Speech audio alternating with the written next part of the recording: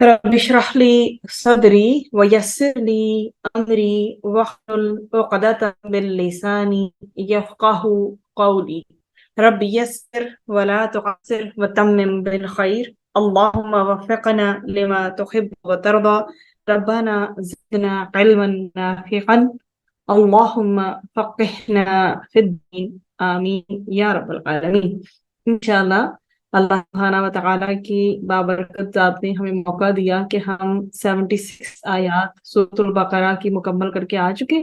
آج اللہ کے احسان کے ساتھ انشاءاللہ آیا نمبر 77 سے آغاز کرنے جا رہے ہیں، اور رب تعالیٰ سے ہم یہ سوال کرتے ہیں کہ اللہ تعالیٰ یہ علم ہم اس لیے لینے بیٹھے ہیں کہ ہم عمل کر سکیں.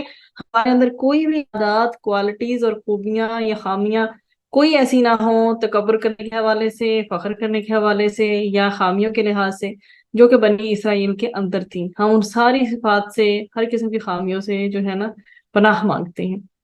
اور جو نبی کریم صلی اللہ علیہ وسلم نے زندگی میں مانگا اور جو دعائیں انہوں نے مانگی، ہم انہیں دعاؤں کا سوال کرتے ہیں کہ ہمیں وہ ساری بلائیاں آپ نصیب کریں جو کہ نبی کریم صلی اللہ علیہ وسلم نے مانگی ہیں، اور ان تمام برائیوں سے، خامیوں سے نجات دیں جن سے نبی کریم صلی اللہ علیہ وسلم نے پناہ مانگی تھی.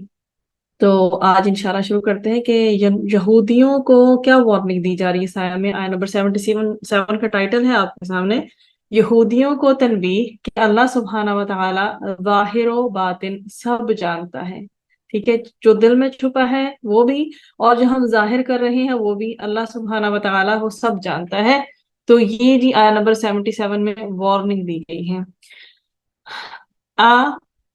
کیا، وا بلا، لا نہیں، اولا کیا بھلا نہیں، یعلمون وہ علم رکھتے، وہ جانتے، انا بے شک، اللہ اللہ، یعلم جانتا ہے، ما جو، یسرون وہ چھپاتے ہیں، وما اور جو، یعلنون وہ ظاہر کرتے ہیں.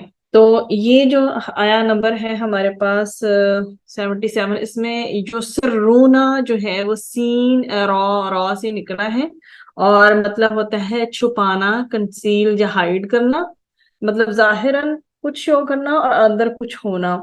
اور دوسرا ہے یعلنون، وہ اس کا اپوزٹ ہے. یسرونا جیسے چھپانا ہے، تو یعلنون عین لام نون جیسے ہم اعلان بھی کرتے ہیں نا، تو اسی طرح سے وہ ظاہر کرتے ہیں، اور عین لام نون سے نکلا اور اس کا مطلب ہے ظاہر کرنا. کیا وہ نہیں جانتے کہ اللہ کو وہ سب معلوم ہے جو وہ چھپاتے ہیں اور جو ظاہر کرتے ہیں. تو اب اس چیز میں کیا بتایا جا رہا ہے کہ اللہ سبحانہ و تعالی نے اس آیت میں اسپیشلی اس آیت کے ذریعے بنی اسرائیل کے عقیدے کی خرابی کی جو ہے نا نشاندہی کی ہے کہ وہ اپنے ان عقائد کو چھپاتے ہیں، اور وہ سمجھتے ہیں، بیسیکلی ذوق میں مبتلا ہے، اس گمان میں مبتلا ہے، یہ بات ہے ان کے دل دماغ میں کہ انہوں نے اپنے عقائد کو چھپایا ہوا ہے تاکہ یہ چیز جو ہے نا اہل ایمان کے لیے ان کے خلاف جو ہے حجت نہ بنے. ٹھیک ہے، اور تاہم وہ اس بارے میں غلطی پر ہیں، اتنی بڑی مسٹیک پر ہیں اور بہت بڑی جہالت میں وہ مبتلا ہیں، کیونکہ اللہ تعالیٰ سے تو کوئی بھی چیز چھپی نہیں ہے. اللہ سبحانہ و تعالیٰ تو ان کے ظاہر و باطن کو خوب اچھی طرح جانتا ہے کہ اس کے بندے جو کچھ کرتے ہیں اللہ تعالیٰ اسے ظاہر کر دے گا.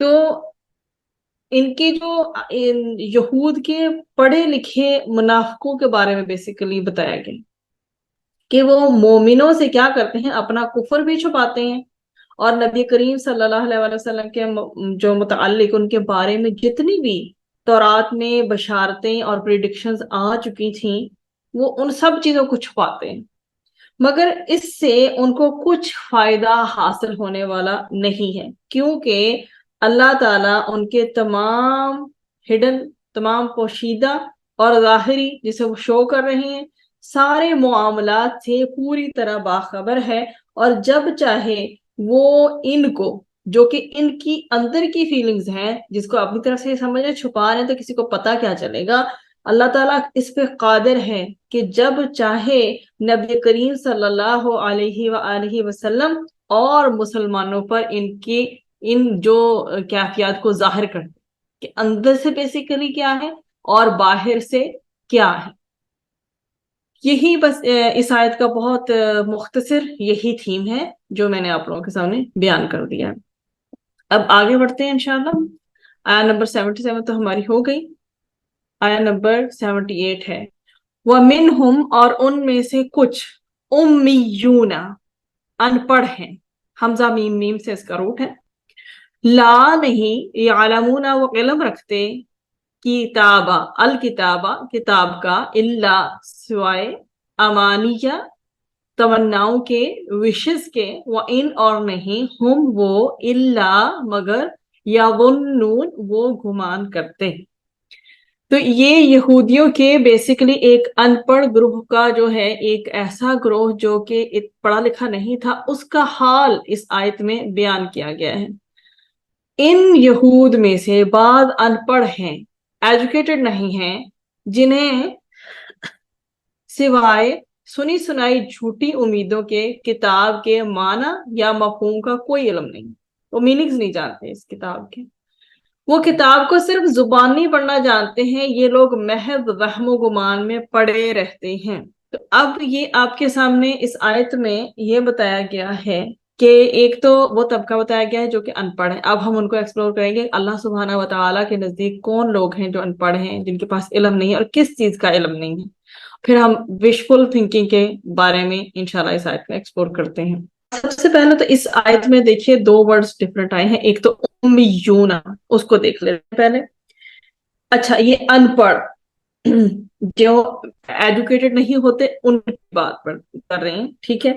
اور امانیہ اس میں ہوتی ہیں کون سی امانیہ میم نون یا سے ہیں اور اس میں کون سی تمنائیں ہوتی ہیں جو کہ جھوٹی ہوتی ہیں ٹھیک ہے.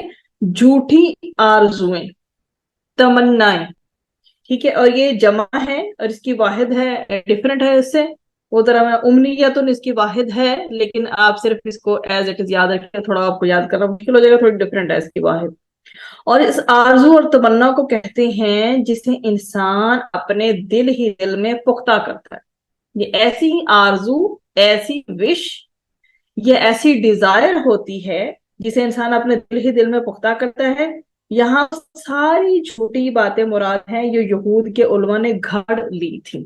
تو اب جو ہے ہم اس آیت میں دیکھ لیتے ہیں وَمِنْهُمْ سے سٹارٹ ہو رہی ہے.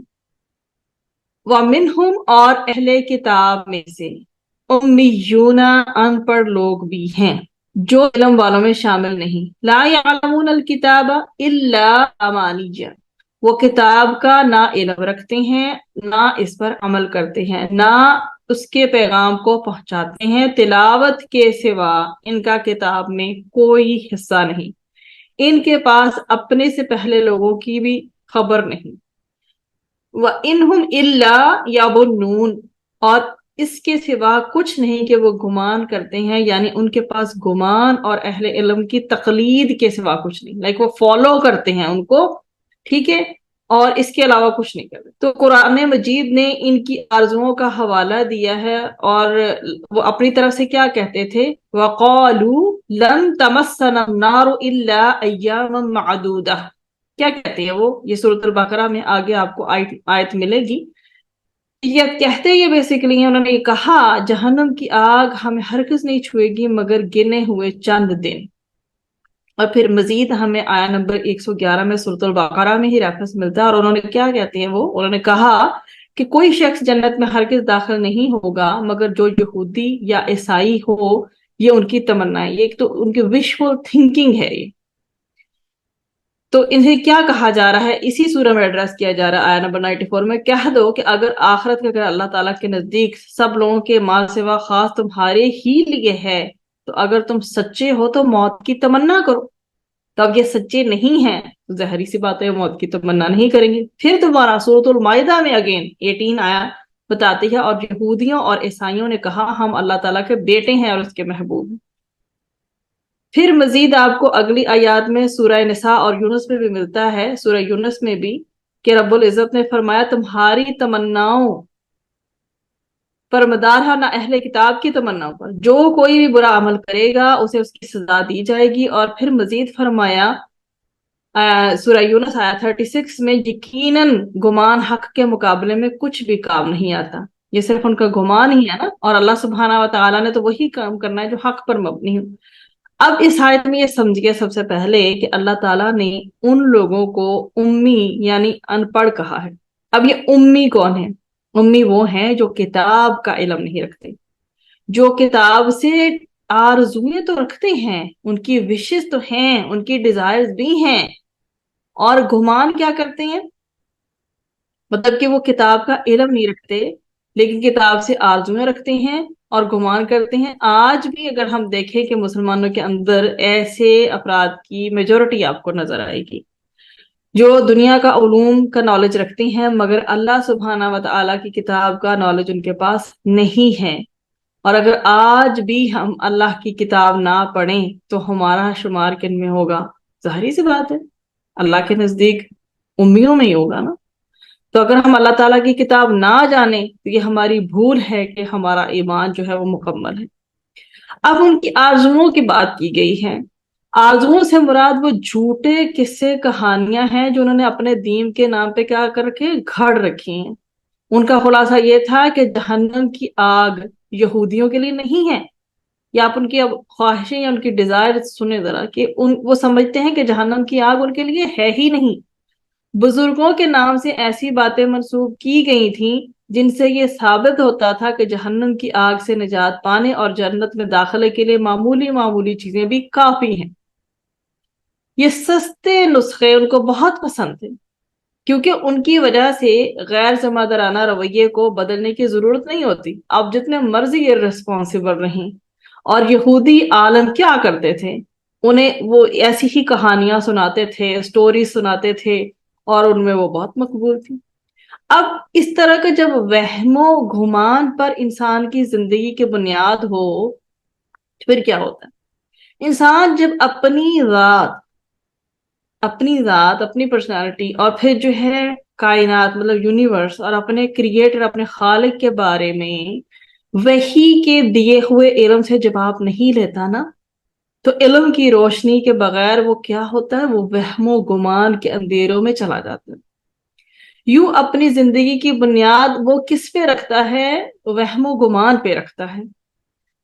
انسان جب وحی الہی سے زندگی کے مقصد کو نہیں سمجھتا نا، تو محض دل کی خواہشات، اس کی جو انٹرنل ڈیزائرز ہیں، اور اچانک جو سڈن اس کے خیالات اور تھاٹس پیدا ہوتی ہیں، اچانک جو پیدا ہونے والے خیالات، یا پھر یہ کہ معاشرے میں جو بھی چیز وہم کا باعث بن رہی ہے، توہمات وغیرہ ہو گئی، تو انہی کے اکارڈنگلی بھی اپنی زندگی کے جو پرپز کو، مقصد کو نا وہ متعین کر لیتا ہے. اور یوں ایک قیمتی زندگی جو اللہ تعالیٰ نے ہمیں دی ہے، ایک پریشیس لائف، اتنی زیادہ یہ قیمتی ہے، وہ اس کو وہم و گمان کی نظر جب کر دیتا ہے تو کیا ہوتا ہے؟ یہ وہم و گمان جو کہ حقیقت پر، حق پر، یقین پر مبنی نہیں ہوتا، تو یوں ایک قیمتی زندگی کو وہم و گمان دھیمک کی طرح چاٹ جاتا ہے. جسے ٹیرامائٹ بولتے ہیں نا، دھیمک کی طرح چاٹ جاتا ہے. تو جب انسان وحی الہی سے اپنی کوششوں کے انجام کو نہیں سمجھتا اور زندگی ہی وہم و گمان کی بنیاد پر گزار رہا ہے، اور خود ہی اپنے انجام کا کہ جو اس کا لاسٹ، اس کی ڈیسٹینیشن بن رہی ہے دنیا میں یا آخرت میں، خود ہی تعین کر لیتا ہے، اپنی ہی پسندیدہ تصویر اپنی نجات کی اپنے تصورات میں وہ سیٹ کر لیتا ہے، اور کیا کرتا ہے؟ بیسیکلی وہ اپنی زندگی تباہ کر رہا ہوتا ہے.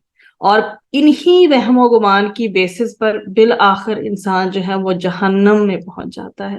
اللہم اجرنا من النار، آمین. تو یہ جو زندگی میں حق پر مبنی علم لینا بہت ضروری ہے. اور اللہ سبحانہ و تعالیٰ کے نزدیک ان پڑھ وہی ہے جس کے پاس کتاب کا، اللہ سبحانہ و تعالیٰ کی کتاب کا بھیجا ہوا علم نہیں ہے. اب گمان پر زندگی کی بنیاد رکھنے کے نقصانات یہی ہیں، ان میں سب سے بڑا کہ اکثر لوگ جو ہے وہ حق کی پیروی نہیں کرتے مگر ایک گمان کی پیروی کر رہے ہوتے ہیں جو انہوں نے خود ہی سجایا ہوتا ہے. یقیناً گمان حق کے مقابلے میں کچھ بھی کام نہیں دیتا. سورہ یونس میں مینشن ہے. گمان سچائی کے مقابلے میں کوئی حقیقت نہیں رکھتا۔ گمان پر زندگی کی بنیاد رکھنے سے زندگی کیا ہوتی ہے؟ انتشار کا شکار ہو جاتی ہے، پھیل جاتے ہیں سارے خیالات، تصورات، سکیٹرڈ مائنڈ کے ساتھ زندگی گزرتی ہے۔ اس کو بس ہم سم اپ کر کے دیکھ لیتے ہیں کہ اس آیت میں بیسیکلی یہی بتایا گیا ہے کہ ان پڑھ لوگ ہیں اور وہ کتاب کا علم نہیں رکھتے سوائے ان خوش کن باتوں کے جو ان کو پتہ چل جاتی ہیں۔ اب یہود کے ان پڑھ لوگوں کو بیسیکلی ٹارگٹ کیا گیا ہے کہ ان کی یہ کیفیت ہے کہ وہ تورات کو جانتے ہی نہیں ہیں۔ انہوں نے کیا کر رکھا ہے؟ صرف چند خیالی سنی سنائی من گھڑت اور بے بنیاد باتیں اپنے دلوں میں جما رکھی ہیں، جیسے کہ ہم نے ابھی سورہ بقرہ کی آیت نمبر 111 کو بھی میں نے اس میں ریفرنس دیا، لَن يَدْخُلَ الْجَنَّةَ إِلَّا مَنْ كَانَ هُودًا أَوْ نَصَارًا، جنت میں یہود و نصارہ کے سوا اور کوئی ہرگز نہیں جائے گا۔ تو ان کا سبب کیا تھا؟ ان کی کم عقلی تھی اور کم فہمی تھی، وہ سمجھ ہی نہیں رہے تھے کہ یہ کتنا ڈینجرس ڈیسیجن وہ لے رہے ہیں، تو ان کو یہ معلوم ہی نہ تھا کہ تورات میں کیا لکھا ہوا ہے۔ انہوں نے اپنے بزرگوں سے چند بے بنیاد باتیں سن کر اپنے دلوں میں کیا کر رکھا تھا؟ پختہ کر رکھی تھی، اور وہ یہی ایکسپیکٹ کرتے تھے، یہی توقع رکھتے تھے کہ ان کے بزرگ ان کے گناہ جو ہے وہ بخشوا دیں گے۔ یہ ہے اس پوری آیت کا جو تھیم۔ آیا نمبر اب 79 کی طرف بڑھتے ہیں انشاءاللہ۔ فویلن، پس ہلاکت ہے، للذین، ان کے لیے جو یکتبون، وہ لکھتے ہیں، الکتابہ، کتاب کو، بایدیہم، اپنے ہاتھوں سے، ثم، پھر، یقولون، وہ کہتے ہیں، ھذا، یہ، من عندی، پاس سے ہے، اللہ، اللہ کے، لیشتروا، تاکہ وہ لے لیں، بھی، بدلے اس کے، ثمنن، قیمت، قلیلاً، تھوڑی، فویل، پس ہلاکت ہے، لہم، ان کے لیے، مما، بوجہ اس کے جو، کتبت، لکھا، ایدیہم، ان کے ہاتھوں نے، وویل، اور ہلاکت ہے، لہم، ان کے لیے، مما، بوجہ اس کے جو، یکسبون، وہ کماتے ہیں۔ پس بڑی خرابی ہے ان کی جو اپنے ہاتھوں سے کیا، کتاب مطلب تورات لکھ کر کہتے ہیں کہ یہ اللہ تعالیٰ کی طرف سے ہے، کیا کریں؟ تاکہ اس سے کچھ پرائز، کچھ قیمت حاصل کر سکیں۔ پھر تف ہے ان کے ہاتھوں سے لکھنے پر، اور تف ہے ان کی کمائی پر۔ ویل، ہلاکت ہے اس کا معنی، اور ثمنن جو ہے وہ قیمت۔ تو ویل جو ہے بیسیکلی وا یا لام سے نکلا ہے، اور بتا دیا آپ کو کہ اس کی جو ہے ہلاکت اس کے معنی ہے، اور یہ جو بیسیکلی زجر و عذاب کے لیے آتا ہے، اور ثمنن جو ہے وہ قیمت ہے، اور ثا میم نون سے ہے، ثا میم اور نون سے۔ قیمت، جو چیز بھی کسی چیز کے معاوضہ میں حاصل ہو وہ اس کا ثمن ہے، اور یہاں ثمن سے مراد کیا ہے؟ دنیاوی معاوضہ ہے۔ اللہ تعالیٰ نے ان لوگوں کا، اب یہاں یہودی علماء کی جو تحریفات ہیں ان پر وعید کی گئی ہے، مطلب کہ انہوں نے جو بھی چینجز وہ لے کر آئے نا اس پر ان کو وعید کی گئی ہے، وارننگ دی گئی ہے۔ فویل للذین یکتبون الکتاب بایدیہم، تباہی ہے ان کے لیے جو اپنے ہاتھوں سے لکھتے ہیں۔ تو اللہ تعالیٰ نے ان لوگوں کو سخت تنبیہ کی ہے جو اللہ تعالیٰ کی کتاب میں کیا کرتے ہیں؟ تحریف کرتے ہیں، کہ ہلاکت اور عذاب ہے ان لوگوں کے لیے جو تورات میں تحریف کرتے ہیں اور تحریف شدہ آیات کو اپنے ہاتھوں سے لکھتے ہیں۔ وہ ایسا اس لیے کرتے ہیں تاکہ اس کے ذریعے کچھ دنیاوی فائدے حاصل کر لیں، مثلا مال، عزت، اقتدار، مقبول ہونا، مطلب عام لوگوں میں وہ پاپولر ہو جائے، ان کو مال مل جائے، ان کو عزت اور اقتدار مل جائے، صرف اس لیے۔ ثم یقولون ھذا من عند اللہ، وہ اپنے پیروکاروں سے، اپنے فالوور سے یہ کہتے ہیں کہ وہ چیز جو تمہارے پاس ہے تورات کی نصوص میں سے ہے، جسے اللہ سبحانہ و تعالیٰ نے سیدنا موسیٰ علیہ السلام پر نازل کیا ہے، اس کے ساتھ وہ اپنے ہاتھوں سے لکھتے ہیں اور اللہ تعالیٰ کی طرف جھوٹ منسوب کرتے ہیں۔ یہ جو ان کا حق کو چھپانا اور باطل کو ظاہر کرنا وہ علم رکھنے کے باوجود ایسا کر رہی ہیں. لیشتروا بہ ثمنا قلیلا، کہ وہ اس تحریف کے بدلے میں تھوڑی سی قیمت لے لیں. ثمنا قلیلا، کتاب اللہ کے مقابلے میں قیمت ہے جو پوری زمین کی دولت ہو تب بھی قلیل ہے. مطلب کہ جو یہ کام کر رہی ہیں نا، کہ پہلے تو اپنے ہاتھوں سے لکھتے ہیں، چینجز اس میں کر دیتے ہیں، اور بیچ میں ٹارگٹس کیا ہیں، ان کے ذاتی مفاد جو ہیں وہ آ رہے ہیں. اب اس کے بدلے میں جو یہ حرکت کر رہی ہیں، کتنی بڑی ان کی حرکت ہے جو یہ سوچتے بھی نہیں ہیں. پوری زمین بھی ان کو مل جائے تب بھی ان کے لیے کم ہے. ان کی حالت دیکھیں آپ. اب یہودی عالم اپنے علم سے دنیا کماتے تھے. وہ عوام کو مفت جنت حاصل کرنے کا طریقہ بتاتے تھے. اس سے کیا ہوتا تھا؟ ان کے اوپر نذرانوں کی بارش کر دی جاتی تھی، اور یہ لوگ مفت جنت کے بدلے ان علماء کو مفت دنیا فراہم کر دیتے تھے. اللہ سبحانہ و تعالیٰ نے اسی کے بارے میں فرمایا ہے کہ ان کی یہ کمائی ان کے لیے ہلاکت کا باعث ہے. یہودی عالم کتاب کی پیروی کرنے کے حکم کو تبدیل کر کے ایسے مشورے دیا کرتے تھے جس کے ذریعے لوگ اپنا جرم چھپا سکیں، یا جس کی وجہ سے لوگ اپنی معذرت پیش کر سکیں، یا اپنے گناہوں پہ کیا کر سکیں، پردہ ڈال سکیں. اور پھر اس سے کیا ہوگا؟ ان کے دل مطمئن ہو جائیں گے کہ یہ سب دین کے مطابق ہے. وہ اس پر لوگوں سے بھاری جرمانے وصول کرتے تھے تاکہ انہیں دیندار ثابت کیا جا سکے. اور کتاب کے بدلے میں لوگ کیا کرتے تھے؟ مال، شہرت اور اقتدار حاصل کرتے ہیں. یہی پیٹرن چلتا چلا آ رہا ہے. اللہ سبحانہ و تعالیٰ نے اپنے ہاتھ سے کتاب لکھ کر اسے اللہ کی طرف منسوب کرنے کا کیا انجام بتایا ہے؟ اسی آیت میں اللہ سبحانہ و تعالیٰ نے فرمایا کہ جو کچھ وہ اپنے ہاتھوں سے لکھ رہے ہیں اور جو کچھ وہ کما رہے ہیں، اس کے بدلے ان کے لیے ہلاکت، تباہی اور بربادی ہے. وَوَيْلٌ لَّهُم مِّمَّا كَتَبَتْ أَيْدِيهِمْ وَوَيْلٌ لَّهُم مِّمَّا يَكْسِبُونَ. اللہ تعالیٰ نے یہود کے ظلم کی پوری وضاحت فرما دی ہے اس پورشن میں کہ وہ اپنے ہاتھ سے کتاب لکھتے ہیں. اس طرح ایک جانب ان کا سچا دین چھپا لیتے ہیں اور دوسری جانب وہ کہتے ہیں کہ یہ اللہ کی طرف سے ہے. وَوَيْلٌ لَّهُم مِّمَّا يَكْسِبُونَ، ہلاکت ہے ان کے لیے اس کی وجہ سے جو وہ کماتے ہیں. اور آپ کو پتا ہے ویل عذاب کی شدت اور حسرت کو کہا جاتا ہے. ان کے لیے ہلاکت اور بربادی ہے جو اپنے ہاتھوں سے لکھ کر فروخت کرتے ہیں.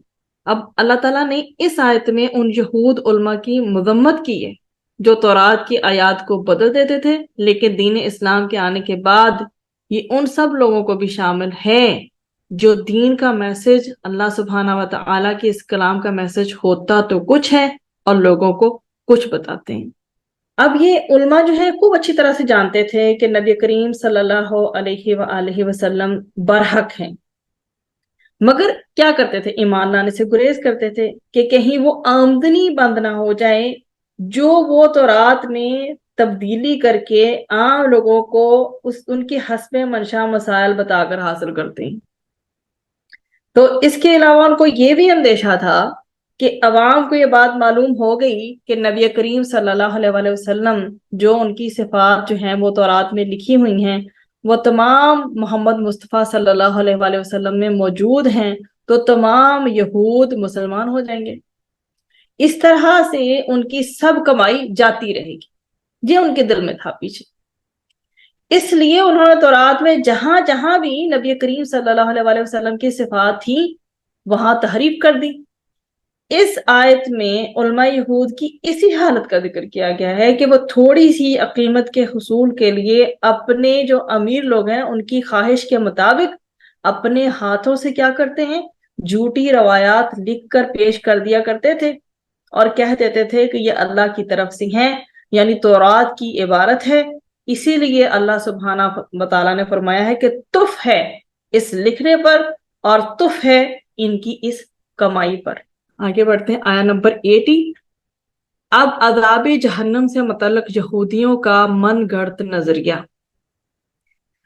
وقالو، اور انہوں نے کہا، لن، ہرگز نہیں، تمسنا، چھوئے گی ہمیں، النار، آگ، اللہ مگر ایامن دن معدودہ گنے چنے قل کہہ دیجئے اتخذتم کیا لے رکھا ہے تم نے عندہ پاس اللہ اللہ کے عہدن کوئی عہد فلن تو ہرگز نہیں یخلفا خلاف کرے گا اللہ اللہ عہدہ اپنے عہد کے ام یا تقولون تم کہتے ہو علی اللہ اللہ پر ما جو لا نہیں تعلمون تم علم رکھتے. اور وہ کیا کہتے ہیں کہ ہمیں گنتی کے چند روز کے سوا دوزخ کی آگ ہرگز نہ چھوئے گی. نبی کریم صلی اللہ علیہ وسلم آپ ان سے پوچھئے کیا تم نے اللہ تعالیٰ سے کوئی عہد کرا لیا ہے کہ پھر وہ اپنے عہد کے خلاف ہرگز نہ کرے گا، یا تم اللہ تعالیٰ کے ذمہ ایسی باتیں لگاتے ہو جن کا تمہیں خود بھی کوئی علم نہیں ہے. اتخذتم جو ہے آپ کے سامنے حمزہ خوا سے ہے، اور کیا لے رکھا ہے تم نے، مطلب تم نے لے لیا یا پھر تم نے بنایا. اندہ اس کا معنی ہوتا ہے عین نون دال سے نزدیک، قریب اور پاس ہونے کی. اور عہدن آپ کو معلوم ہے عہدن اور عہدہ دونوں کا سیم ہی روٹ ہے، عین ہا اور دال. عہد قول ہوتا ہے، اقرار ہوتا ہے، یا پیمان، مطلب آپ کسی سے کوئی جب وعد و پیمان کرتے ہیں نا، وعد و پیمان، تو اس کے معنی میں عہد ہوتا ہے، قول ہوتا ہے یا اقرار ہوتا ہے. اور یہ بیسیکلی آپ کے سامنے تنوین کی طرح بھی آ رہا ہے اور دوسری طرح بھی آ رہا ہے، تو یہ مصدر کے طور پہ بھی یوز ہوتا ہے اور اسم کے طور پہ بھی. تو اس میں انہوں نے کہا جی کہ جہنم کی آگ انہیں نہیں چھوئے گی مگر گنتی کے چند دن. یہاں پر وہ یہ دعویٰ کر رہے ہیں. اب یہی وقالوا لن تمسنا النار الا ایاما معدودہ،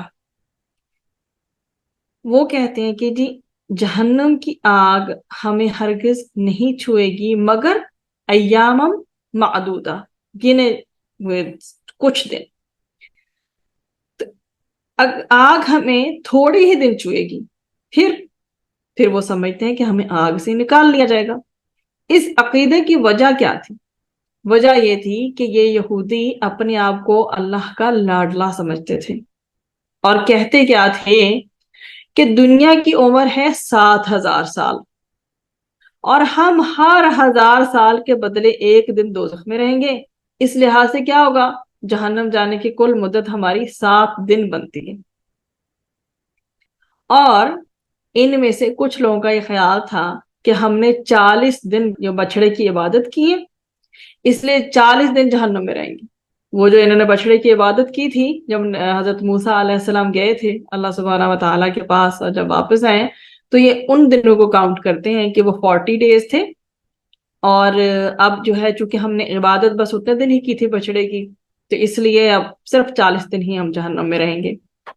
اب آخرت کے بارے میں یہ عقیدہ رکھنا کہ اللہ تعالیٰ کے چہیتے ہونے کی وجہ سے ہم بچ جائیں گے، انسان کو دنیا میں اپنی فکر سے، جواب دہی کے احساس سے اور نیک اعمال سے روک دیتا ہے.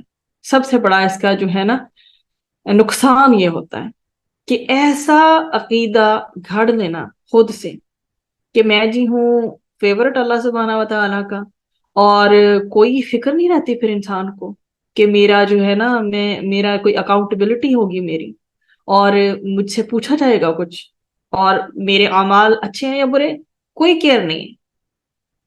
تو اب ایک تو یہ کر رہے تھے نافرمانی، یہ خود لوگ ایک عقیدہ ایسا تھا نا، نافرمانی کر رہے تھے، پھر اس کے اوپر سیٹسفائیڈ بھی تھے. تو یہود کا جو خراب عقیدہ تھا وہ اس خراب عقیدے کے باوجود نافرمانیاں کر کے بھی اتنے مطمئن رہتے تھے. اب یہود کے اندر عقیدے کی خرابی جو تھی نا، اس کی وجہ سے مزید کیا خراب ہوا تھا کہ ان کے اندر سرکشیاں آ گئی تھی. ایک تو ہوتا ہے عقیدہ ہی خراب ہونا نا، اس کا امپیکٹ نہ ہونا، لیکن اب عقیدہ خراب بھی ہے، اس کا امپیکٹ یہ ہو گیا کہ سرکشی ان کے اندر آ گئی ہے. اور وہ سمجھتے تھے کہ یہ جو ہم ڈس اوبیڈینس کر رہے ہیں نا، جو بھی ہم نافرمانیاں کر رہے ہیں، اس سے ہمارا بگڑنے والا کچھ نہیں، اور نہ ہی ہمیں کوئی پکڑنے والا ہے، اس لیے وہ نافرمانیوں پہ نافرمانیاں کر کے مطمئن رہتے تھے۔ یہود نبیوں کی اولاد ہونے کی وجہ سے یہ سمجھتے تھے کہ ہماری نافرمانیوں پر ہمیں پکڑا نہیں جائے گا، یہ بھی پوائنٹ انہوں نے اپنے مائنڈ میں رکھا ہوا تھا۔ تو جو لوگ ایسے خیالات میں مبتلا ہوں کہ ہمارے رائٹس تو اللہ سبحانہ و تعالیٰ کے پاس محفوظ ہو چکی ہیں، تو پھر ایسے لوگوں پر جب ایک سچی بات پیش کی جائے تو پھر ریئیکشن کیا ہوتا ہے؟ ایسے لوگ سچی جو انویٹیشن ہوتی ہے نا، سچی دعوت حق پر مبنی، اس کو گوارا کر ہی نہیں سکتی۔ سچی دعوت ان کو اپنی میٹھی نیند اور میٹھے خواب خراب کرتی ہوئی نظر آتی ہے۔ سچی دعوت زندگی کے حقائق کو واضح طور پر سامنے جو لے کر آ جاتی ہے وہ میٹھے میٹھے نہیں ہوتے نا، تو جس کو یہ لوگ سمجھنا نہیں چاہتے وہ تو ان کو تلخ لگتے ہیں، لہٰذا وہ ایسی دعوت پر کیا کرتے ہیں؟ کرٹیسائز کرتے ہیں، تنقید کرتے ہوئے نظر آتے ہیں، اس کا فن بناتے ہیں، اس کا مذاق اڑاتے ہیں، اور کیا کرتے ہیں پھر؟ اس کے مخالف ہو جاتے ہیں، اپوزٹ ہو جاتے ہیں، اگینسٹ ہو جاتے ہیں، اور کیا کرتے ہیں پھر؟ راستے میں روڑے اٹکاتے ہیں۔ تو اللہ تعالیٰ نے یہود کے دعوت حق پر ایمان نہ لانے کے کیا ریزنز بتائے ہیں ہمیں؟ علماء کے ایمان نہ لانے کے ریزنز یہ تھے کہ اللہ تعالیٰ کا کلام سن کر سمجھ کر جان بوجھ کر بدل ڈالتے تھے۔ دو رخی ہیں یہ لوگ، نافق ہیں، حق کو چھپاتے ہیں، اپنے ہاتھوں سے اللہ تعالیٰ کی کتاب لکھ کر یہ کہتے ہیں کہ یہ اللہ کی طرف سے ہے۔ کتاب پر صرف لکھتے ہی نہیں ہیں، بتاتے ہی نہیں ہیں کہ یہ کتاب اللہ کی طرف سے ہے، پھر اس کے اوپر معاوضہ بھی لیتے ہیں، چارج بھی کرتے ہیں۔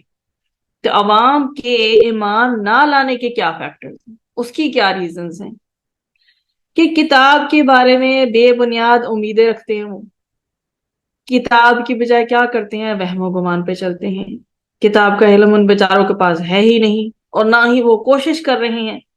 اب جو سملر، جو یونانیمس ریزن ہے دونوں کے درمیان، وہ کیا ہے؟ کہ یہ یقین ہے ان دونوں کو کہ دوزخ کی جو آگ ہے نا وہ ہمیں ہرگز نہیں چھوئے گی، یعنی عقیدے کی خرابی کہ آخرت کا گھر ہمارے لیے ہی ہے، اور اس میں بھی وہ یہی سوچ رہے ہیں کہ انہیں کامیابی ملے گی، کچھ دن انہیں جہنم کی آگ چھوئے گی، بس اس کے بعد پھر وہ نکال لیے جائیں گے اس سے۔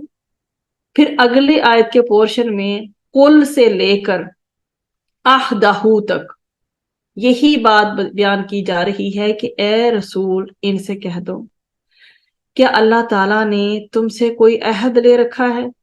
ایسا ہے تو وہ پھر اپنا پرومس تو کبھی بریک نہیں کرے گا۔ اللہ تعالیٰ تو کوئی پرومس کرتے ہیں تو وہ پھر بریک نہیں کرتے، تو کیا اللہ تعالیٰ نے کوئی وعدہ کر رکھا ہے ان سے؟ تو پھر ڈیفینیٹلی وہ وعدہ شکنی نہیں کرے گا۔ کیا تم ایسی بات کہتے ہو جس کی حقیقت سے خود ہی ناواقف ہو؟ کہ کہتے تو چلے جا رہے خود ہی نہیں پتا کہ کیا ہے ہونا، یو ڈونٹ نو بیسیکلی کہ کیا ہوگا اور کیا ہو رہا ہے اور کیا تمہارے اپنے مائنڈ میں ہے۔ You are not by yourself introduced to this۔ تو علم کے بغیر اللہ تعالیٰ کے میں کوئی بات لگانا سب سے بڑا حرام کام ہے، اور سب سے بڑی برائی یہ ہے۔ کیا رسولوں پر ایمان لا کر ان کی اطاعت نہ کرنے کا جو ہے وعدہ اللہ تعالیٰ نے تم سے لیا ہے؟ اگر ایسا ہے تو یقیناً یہ وعدہ جو ہے صاحب وعدہ کی نجات کا باعث بنے گا، لیکن اللہ تعالیٰ نے تو کوئی وعدہ نہ لیا ہے نہ دیا ہے۔ تو قرآن یہود کی اس غلط فہمی کے جہنم کی آگ ہمیں ہرگز نہیں چھوئے گی، مگر کچھ دن بس ہمیں ڈسٹرب کرے گی۔ تو قرآن مجید میں رب العزت نے اس کا جواب بھی دیا ہے کہ جو بھی بدی کمائے گا اور اپنی خطاؤں، گناہوں اور نافرمانیوں میں گر جائے گا وہ دوزخی ہے، اور وہ دوزخ میں ہمیشہ رہے گا۔ اللہ سبحانہ و تعالی ہمیں ایسی کسی بھی عادات سے بچائے۔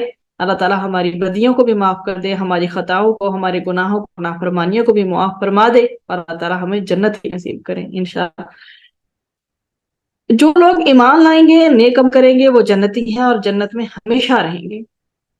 ام تقولون علی اللہ ما لا تعلمون، کیا تم اللہ تعالیٰ کے ذمہ ایسا معاملہ لگاتے ہو جس کا علم نہیں ہے آپ کو؟ اللہ تعالیٰ نے خبر دی ہے کہ اس دعوت کی صداقت دو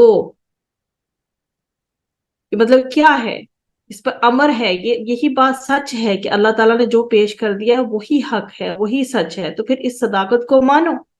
یا تو اللہ تعالیٰ نے ان سے نجات کا وعدہ لیا ہے، تب تو ان کا وعدہ درست ہے، یا پھر یہ لوگ دوسری بات ہے کہ یہ بہتان لگا رہے ہیں، الزام لگا رہے ہیں، اور یہ عذاب اور رسوائی کے ان کے لیے پھر کافی ہے جو یہ الزام لگانے پہ تلے ہوئے ہیں۔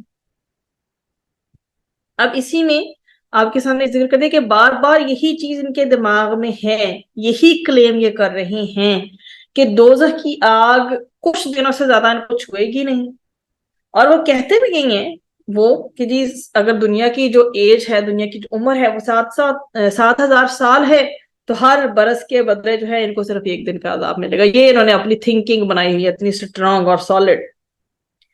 اور دوسرا یہ پوائنٹ پیش کرتے ہیں کہ جو ہے چند روز کی جو یہود کی جو 40 دنوں کی بچڑے کی عبادت ہے جو انہوں نے پوجا کی تھی اس کی، تو جو ان کے آباء و اجداد وغیرہ یا تو پھر ان کو وہ دن ان دنوں کی سزا ملے گی۔ اب یہ بیسیکلی اپنے آپ کو اللہ سبحانہ و تعالیٰ کا فیورٹ، لاڈلا اور محبوب سمجھ رہے ہیں، اور اللہ تعالیٰ نے وقتاً فوقتاً انسان پر یہ چیزیں اللہ نے بتائی ہیں، یہ انعام اکرام کیے ہیں کہ وہ حق کو سمجھے، انبیاء کرام بھی آئے، کتب بھی آئیں، لیکن پھر بھی اس سلسلے میں یہ جو اپنی ان کی وشفل تھنکنگ ہے، اپنی سوچ ہے، اپنا ہی عقیدہ بنا رکھا ہے، انہوں نے یہ باتیں گھڑ رکھی تھیں، اور ان کی بدعمالیوں کی وجہ سے اللہ تعالیٰ ان کو کوئی سزا بھی اگر سپوز دیتے ہیں، یہ سوچتے تھے تو وہ گنتی کے چند دن ہوں گے، لہٰذا وہ ہمیشہ دوزخ میں نہیں رہیں گے۔ اللہ تعالیٰ نے اسی آیت میں یہ کہہ کر ان کی تکذیب کر دی ہے، کیا تم نے اللہ تعالیٰ سے کوئی عہد لیا ہوا ہے کہ تمہیں اس قدر عذاب ملے گا اور اس قدر نہیں ملے گا؟ اس آیت میں یہ واضح بتا دیا گیا، کیا تم نے اللہ سے عہد لیا ہے کہ تمہیں اس قدر عذاب ملے گا جو تم دعویٰ کرتے ہو؟ اگر تم اللہ تعالیٰ سے ایسا عہد لے لیتے تو وہ ہرگز اپنے وعدے کے خلاف نہ کرتا۔ یہی اس کا لب لباب ہے۔ آگے ہم دیکھتے ہیں آیا نمبر 81 کو۔ بلا، ہاں کیوں نہیں، من جس نے کسبہ کمائی، سیئاتن کوئی برائی، و احاطت اور گھیر لیا، بھی اس کو، خطیئتہ اس کی خطا نے، فاولئک تو یہی لوگ ہیں، اصحاب ساتھی، الناری آگ کے، ہم وہ فیہا اس میں، خالدون ہمیشہ رہنے والے ہیں۔ احاطت، ہاں واو تو سے ہے، اس نے گھیر لیا، اس نے احاطہ کر لیا۔ خطیئتہ، خا تو اور حمزہ، اس کی خطا نے مطلب اس کے گناہ نے۔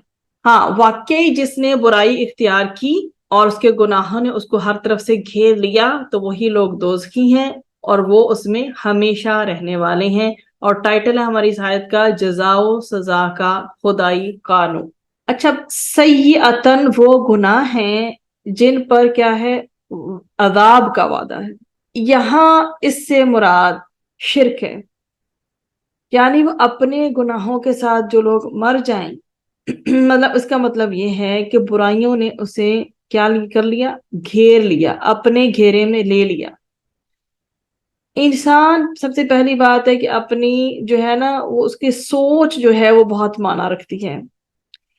پہلی بار برائی کرنا مشکل ہوتا ہے کسی بھی انسان کے لیے، مگر شیطان برائی کو کیا کرتا ہے، مزین کر کے، دل پسند بنا کر، آسان بنا کر دکھاتا ہے، اندر ہی اندر کیا کرتا ہے، وہ خراب سوچیں شروع ہو جاتی ہیں پھر انسان کے، پھر شیطان اگلی برائی کے لیے انسان کو مزید آمادہ کرتا ہے، یوں برائیوں کو ایسے مزین کر کے انسان کے آگے پیش کرتا ہے اور راستے بناتا ہے کہ انسان کے لیے برائیاں آسان ہو جاتی ہیں۔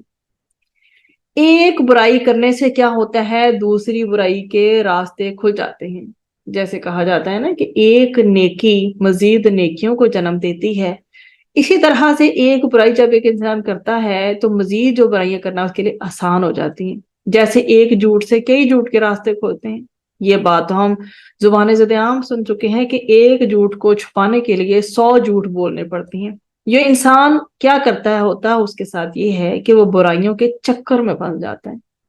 انسان جب برے کام کرتا ہے تو اس کی دوستی بھی برے لوگوں سے ہوتی ہے، مین فیکٹر ہے یہ۔ پھر اگر انسان برائی سے نکلنا چاہتا ہے تو دوست نکلنے نہیں دیتے، اسی لیے تو کہا جاتا ہے کہ a man is known by the company he keeps۔ اسی لیے تو انبیاء کرام نے بھی صحبت مانگی تو صالحین کی مانگی، اور ہمیں بھی ہر وقت یہ ڈیزائر کرنی چاہیے کہ اللہ سبحانہ و تعالی ہمیں کیا، ہمیں صالحین کی، تقوی والوں کی، متقین کی جو ہے وہ صحبت عطا فرمائے، مقربین کی، ایسے لوگ جن کو دیکھ کر اللہ یاد آ جائے۔ تو اب یا تو انسان جو ہے برے کام کرتا ہے اور پھر برے لوگوں میں چونکہ وہ اٹھتا بیٹھتا ہے، برائیاں کرنا اسے آسان ہو جاتی ہیں، جب وہ برائی سے نکلنا چاہتا ہے تو دوست نکلنے نہیں دیتے۔ یوں کیا ہوتا ہے، انسان خطا کاری کے چکر میں سرکل میں پھنس جاتا ہے۔ اب چاروں اطراف سے اس کے اوپر کیا ہوتا ہے، ایسا وہ قابو میں آ چکا ہوتا ہے ایسے انوائرمنٹ کے کہ وہ نکلنا بھی چاہے تو وہ نہیں نکل پاتا۔ تو قرآن مجید برائیوں کو انسان کی کیا کہتا ہے، کمائی، کاسبہ، کمائی۔ یہاں اس آیت میں کاسبہ کا ذکر کیا ہے نا، کمائی۔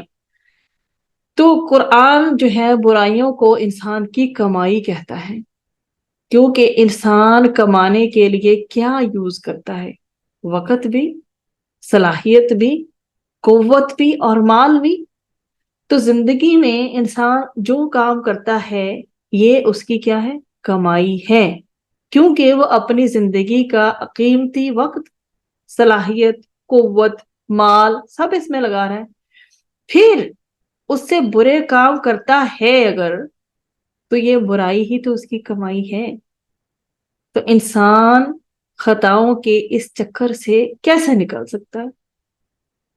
انسان اس چکر سے جہاں وہ پھنس گیا ہے، جہاں ارد گرد برائی ہی برائی ہے، ایسے ہی نکل سکتا ہے کہ جب وہ خود برائی سے دل میں کراہت محسوس کرے، جب وہ برائی کے نقصان کو شعور کے ساتھ سمجھنے لگے، محسوس کرنے لگے۔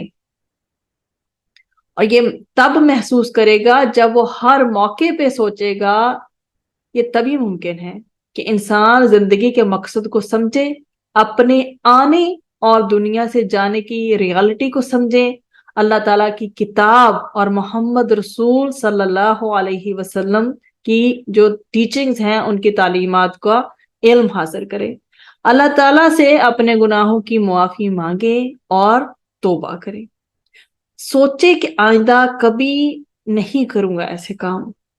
یہ سب کچھ تبھی ممکن ہے جب انسان کی صحبت بدل جائے، جب اس کی کمپنی بدل جائے، اور کمپنی بہت میٹر کرتی ہے، بہت میٹر کرتی ہے۔ یہ جو برائیوں سے نکلنے نہیں دے رہی وہ بھی کمپنی ہے، اور اچھائیوں کی طرف راغب آپ ہوتے ہیں، آپ کو تقویت ملتی ہے ایسی مجالس سے جہاں پہ آپ کا ایمان فریش ہو جاتا ہے، تو وہ اچھے لوگوں کی کمپنی ہے۔ تو اب جو خطائیں ہیں، جو گناہ ہیں ہم سے ہو جاتے ہیں، تو یہ کس چیز کا سورس بنتے ہیں آگے فردر؟ اس میں ایک صحابی ہیں، وہ بیان کرتے ہیں کہ رسول اکرم صلی اللہ علیہ وآلہ وسلم نے فرمایا کہ لوگ ہلاک نہیں ہوں گے یہاں تک کہ ان کے گناہ بہت زیادہ ہو جائیں۔ اور اللہ تعالیٰ سے ہماری دعا کیا ہے کہ اللہ تعالیٰ ہمیں خطاؤں سے بچا لے، ہماری مغفرت فرما دے۔ فَأُولَئِكَ أَصْحَابُ النَّارِ هُمْ فِيهَا خَالِدُونَ۔ تو یہ جو لوگ آگ والے ہیں وہ اس میں ہمیشہ رہنے والے ہیں، اللہ تعالیٰ نہ کرے کہ ہم ان میں سے ہوں۔ تو اب یہ جو شرک ایسا گناہ ہے جو ہمیشہ کے لیے جہنم میں رہنے کا کیا بنے گا، سبب بنے گا، جبکہ اہل توحید، کیونکہ ان کا عقیدہ ٹھیک ہے نا، اہل توحید جہنم سے نکال لیے جائیں گے۔ اہل سنت والجماعت کا یہ عقیدہ ہے کہ جہنم میں ہمیشہ کے لیے صرف کافر و مشرک ہی رہیں گے، گناہگار موحدین جہنم سے نکال لیے جائیں گے، اور نبی کریم صلی اللہ علیہ وسلم کی سنت سے بھی یہی بات ثابت ہے۔ اور مسند احمد میں حضرت عبداللہ بن مسعود رضی اللہ عنہ سے مروی ہے کہ رسول اکرم صلی اللہ علیہ وآلہ وسلم نے ارشاد فرمایا کہ گناہوں کو حقیر نہ سمجھو، وہ جمع ہو کر انسان کی ہلاکت کا سبب بن جاتے ہیں۔ پھر اگزامپل بھی دی نبی کریم صلی اللہ علیہ وآلہ وسلم نے کہ اگر لوگ ایک ایک لکڑی لے آئیں تو کیا اب نار لگ جاتا ہے، پھر اگر اس میں آگ لگائی جائے تو وہ بڑی بڑی چیزوں کو جلا کر کیا کر دیتی ہے؟ خاک کر دیتی ہے۔ والذین، اور وہ جو آمنو ایمان لائے، وعملو اور انہوں نے عمل کیے، الصالحاتی نیک، اولئک یہی لوگ ہیں، اصحاب ساتھی، الجنتی جنت کے، ہم وہ، فیہا اس میں، خالدون ہمیشہ رہنے والے ہیں۔ ہماری بات چلتی آ رہی تھی پچھلی آیت سے کہ جو ہے جزا، ریوارڈ اور سزا، پنشمنٹ کا خدائی قانون کیا ہے۔ اب اس آیت میں کیا بیان کیا گیا ہے؟ اور جو لوگ ایمان لائے، انہوں نے نیک عمل کیے، تو وہ کیا ہیں؟ وہ لوگ جنتی ہیں اور وہ اس میں ہمیشہ رہنے والے ہیں۔ والذین آمنوا، جو لوگ اللہ تعالی اور اس کے فرشتوں اور کتابوں اور رسولوں اور آخرت کے دن پر ایمان لائیں گے، وعاملوا الصالحات، اور کوئی صالح نہیں ہو سکتا، کوئی بھی عمل جو ہے وہ صالح نہیں ہو سکتا۔ یہ صالح عمل کی ڈیفینیشن ہے کہ عمل صالح کرنا ہے تو اس کے اندر یہ چیزیں ریکوائرڈ ہیں کہ خالص اللہ سبحانہ و تعالیٰ کی رضا کے مطابق ہو اور محمد صلی اللہ علیہ وآلہ وسلم کو فالو کرتے ہوئے کیا جائے۔ تو جو عمل جو ہے ان دو فیکٹرز پر مبنی ہوگا وہ ہوگا صالح عمل، اس کے علاوہ جو بھی عمل ہوگا وہ عمل صالح نہیں ہوگا۔ اور یہ ایمان جو ہے ہمارا، یہ دونوں قول اور عمل کا نام ہے کہ جو ہماری زبان سے ادا ہو اس پہ ہمارا عمل بھی ہو رہا ہو، مطلب ایسا نہ ہو کہ ہم منہ سے کچھ کہیں اور کرتے کچھ ہو۔ جن آیتوں میں ایمان کے بعد عمل صالح کا ذکر ہوا ہے وہاں عام کے بعد خاص کا بھی ذکر آپ کو ملے گا۔ اور مقصود کیا ہوتا ہے عمل صالح کے لیے؟ اللہ سبحانہ و تعالیٰ کا مزید رغبت دلانا۔ کوئی بھی عمل اس وقت صالح ہوگا جب اس میں دو شرطیں پائی جائیں گی۔ پہلی شرط آپ کے سامنے ذکر کر دی، اس عمل سے مقصود ہمارا کیا ہو؟ اللہ تعالیٰ کی رضا، اور دوسرا یہ کہ وہ عمل رسول اکرم صلی اللہ علیہ وآلہ وسلم کی سنت کے مطابق ہو۔ اولئک اصحاب الجنت ہم فیہا خالدون۔ اللہ سبحانہ و تعالیٰ نے فرمایا ہے سورۃ النساء میں آیت نمبر 124 اور 23، 124 اور 123 میں، اور اس کا بس تھیم بیان کروں گی، نہ تمہاری تمناؤں پر اور نہ اہل کتاب کی تمناؤں پر کسی چیز کا دار و مدار ہے۔ اس کا مفہوم یہ ہے جو کوئی بھی برا عمل کرے گا اسے اس کی سزا دی جائے گی، اور وہ اللہ تعالیٰ کے سوا نہ کوئی دوست پائے گا اور نہ کوئی مددگار۔ اور جو بھی نیک اعمال میں سے کوئی عمل کرے، چاہے وہ مرد ہو یا عورت، اور وہ مومن ہو، تو یہ لوگ کہاں ہوں گے؟ جنت میں داخل ہوں گے، اور ان پر کھجور کی گٹلی کے شقاف کے برابر بھی ظلم نہ کیا جائے گا۔ دیکھیں اللہ سبحانہ و تعالیٰ کتنی پیاری پیاری جو ہمیں اگزامپلز دیتے ہیں ہمارے دل کو راغب کرنے کے لیے کہ ہم جنت کے لیے ڈٹ جائیں۔ اللہ تعالیٰ کے انسان کے بارے میں آخری فیصلے کی جو بنیاد ہے وہ کون سی چیزیں بنتی ہیں؟ اللہ تعالیٰ نے جنت ان لوگوں کے لیے بنائی ہے جو اللہ تعالیٰ کو، اس کے احکامات کو دل سے مان لیں، اور پھر دل سے ماننے گے تبھی تو ان کے مطابق ان کا عمل سنورے گا۔ تو ان آیات میں بیسیکلی جو آخری ہم نے دیکھی ہیں 81 اور 82، اللہ تعالیٰ نے یہود کے جو کلیم ہے نا کہ ان کو دوزخ کی آگ چند روز سے زیادہ نہیں چھوئے گی، اس کو کیا فرما دیا ہے؟ رد فرما دیا ہے، اور کمپلیٹلی کلیئر کٹ بتا دیا گیا ہے کہ کفر کی وجہ سے کافر کا کوئی بھی عمل صالح قبول نہیں ہوتا۔ اگر کسی نے کفر سے پہلے کچھ نیک کام کیے ہوں وہ بھی کفر کی بنا پر کیا ہو جاتے ہیں؟ ضائع، وائپ آؤٹ ہو جاتے ہیں۔ اس لحاظ سے کافر جو ہے وہ سر سے لے کر پاؤں تک کیا ہے؟ بدی میں گرا ہوا ہے، اس کی سزا جو ہے ابدی جہنم ہے۔ پیچھے بھی آیت میں خالدون کا تذکرہ آپ کو ملا۔ دوسری طرف کیا ہے؟ آن دا ادر اینڈ اہل ایمان ہیں۔ اول کس چیز کو بہت امپورٹنس دی گئی ہے سب سے پہلے مقام پر ہی، کہ اول تو ان کا ایمان ہی بہت بڑا عمل صالح ہے، پھر جو اعمال صالح اعمال جس کی ہم ڈیفینیشن بہت اچھے سے پڑھ کے آ گئے ان سے سرزد ہوتی ہیں، وہ بھی ان کے نامہ اعمال میں کیا ہوتے ہیں؟ درج ہوتے ہیں، انٹر کیے جاتے ہیں، اس لیے وہ جنت کے مستحق ہیں اور وہ اس میں ہمیشہ ہمیشہ رہیں گے۔ اب کمپلیٹ اس کا بریف آخری ایویلویٹنگ پوائنٹس میں بتا دیتی ہوں کہ ان میں کافر کا ابدی جہنمی ہونا ثابت ہے، کیونکہ حضرت محمد مصطفیٰ صلی اللہ علیہ وآلہ وسلم تو آخری نبی ہیں آپ کے سامنے۔ اب جو حضرت موسیٰ علیہ السلام تو آخری نبی نہیں ہیں، بلکہ ان کے بعد کون آیا؟